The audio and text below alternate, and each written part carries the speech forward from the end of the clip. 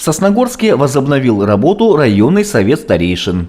Напомним, он был создан в 2011 году. В состав совещательного органа вошли наиболее авторитетные и уважаемые жители муниципалитета, чей богатый опыт является востребованным и сегодня. То есть эти люди с богатейшим производственным опытом и опытом человека, которые знают, чем они занимались, что они делали, и у них много осталось нереализованных задач.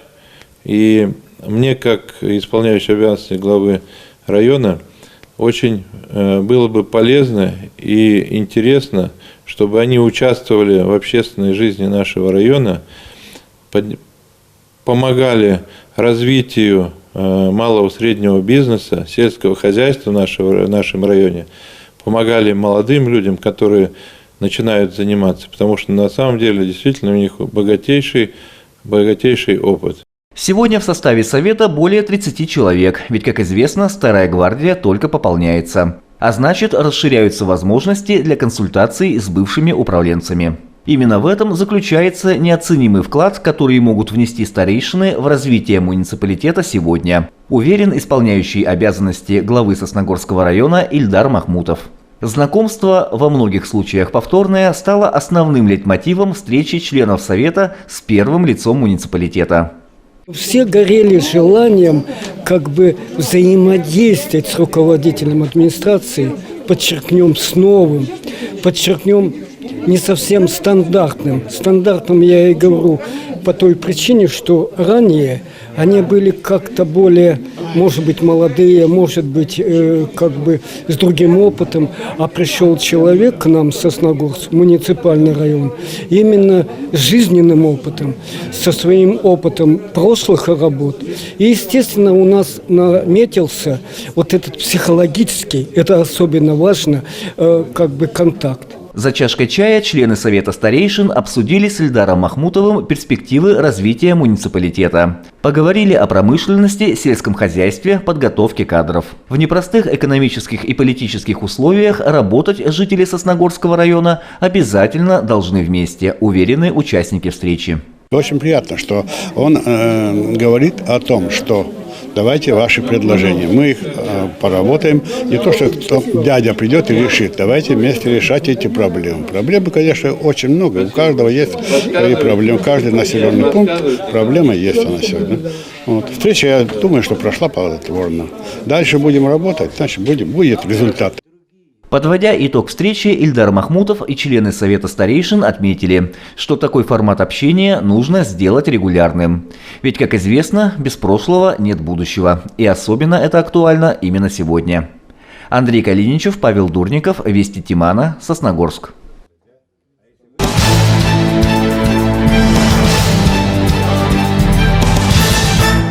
В Сосногорском центре коми-культуры состоялся ежегодный диктант на коми-языке. Акция проводится 9-й раз по инициативе общественного движения «Коми-Войтер». В этом году участники писали под диктовку текст поэтессы и писательницы Нины Обрезковой. Она посвятила строки жизни и творчеству поэта, литературоведа Альберта Ванеева. В этом году ему исполнилось бы 90 лет. Он посвятил нашим поэтессам целое стихотворение большое.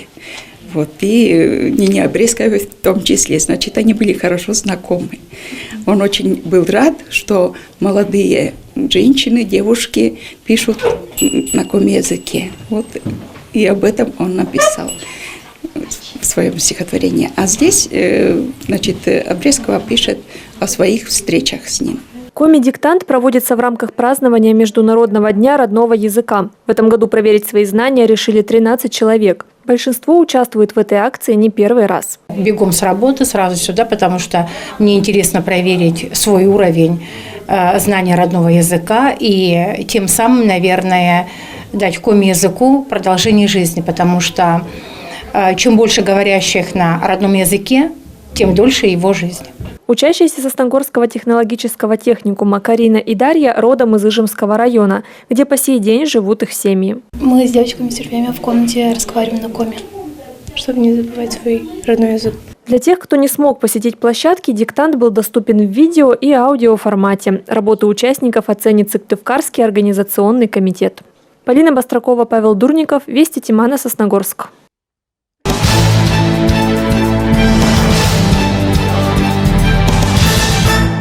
В детской школе искусств состоялся третий открытый фестиваль «Звуки Пармы». Участие в нем приняли ученики школ искусств Сосногорского и других районов республики. Фестиваль направлен на популяризацию произведений коми-авторов, на изучение культуры и искусства. В первую очередь это музыка, инструментальное, вокальное творчество. Ну и к нам присоединились художники изобразительное искусство, прикладное, хореографы и даже дополнительная номинация в этом году «Художественное слово». Растет с каждым годом не только число представленных видов искусства, но и география фестиваля. Фактически он уже является республиканским. В Сосногорск приехали юные таланты из Ухты и Нижнего Одесса, приняли участие онлайн Ижма, Вуктыл и Сыктывкар. Ухтинцы привезли музыкальные номера с такими инструментами, как скрипка, флейта и фортепиано. Также выступил ансамбль баянистов. Национальному творчеству в учебном заведении уделяется большое внимание. Вокальный ансамбль поет, образцовая хоровая студия часто исполняет национальную музыку. И мы играем Брызгалу, Герцмана, Блинникову, национальных композиторов на фортепианном отделении, ну и на народном стараемся. Знакомство с культурой того места, в котором вы проживаете, это обязательно. И оно и в программе есть, и вообще это повышает уровень культуры и уровень знаний детей, и патриотизм воспитывает в том числе. Школу искусств Нижнего Одесса представил инструментальный ансамбль «Юность». Ребята исполнили ангельскую песню коми-композитора Михаила Герцмана. В своих концертах, в своих выступлениях мы, конечно, стараемся уделять больше внимания именно творчеству наших коми-композиторов. У нас фортепиано идет, фортепианная партия, синтезатор, флейточка и металлофончик. Это у нас дебют наших маленьких участниц, они впервые будут выступать.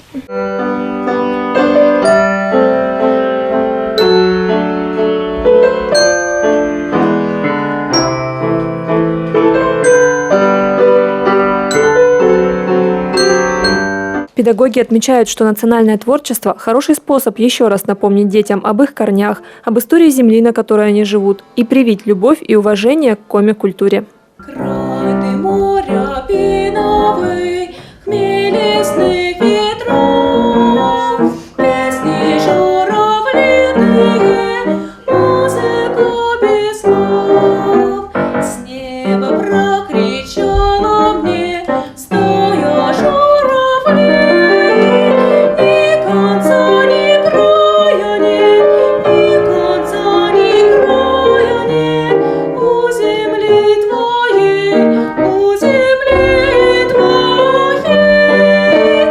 Полина Бастракова, Павел Дурников, Вести Тимана, Сосногорск.